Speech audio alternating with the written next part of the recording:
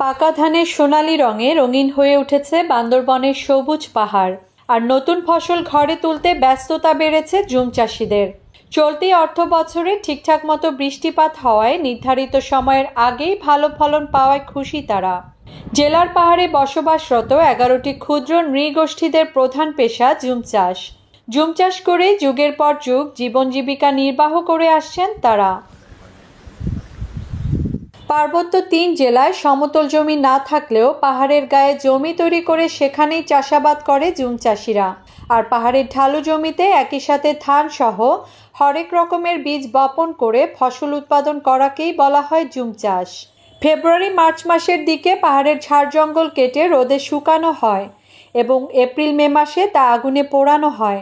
এ পোড়া মাটিতে ধান, ভুট্টা, মরিচ, মিষ্টি কুমড়া, তুলা, তিল, শাকসবজি, ফলমূল ও মশলা সহ নানা জাতের ফসলের বীজ একসাথে রোপণ করা হয়।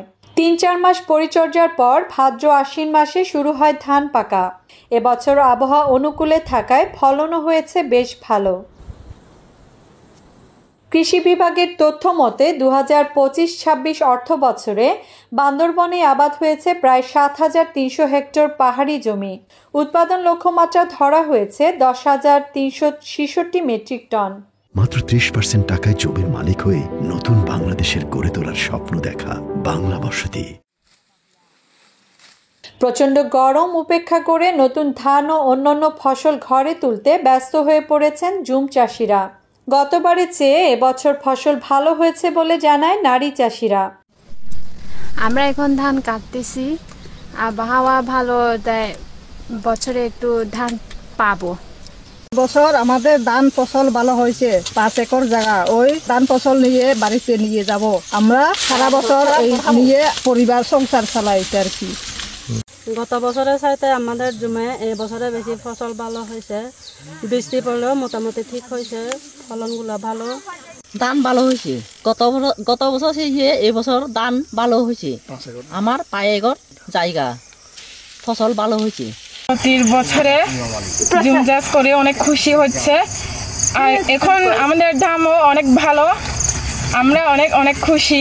হাড়ভাঙা পরিশ্রমের পর নতুন ফসল দেখে হাসি ফুটেছে জুম চাষিদের চোখে মুখে।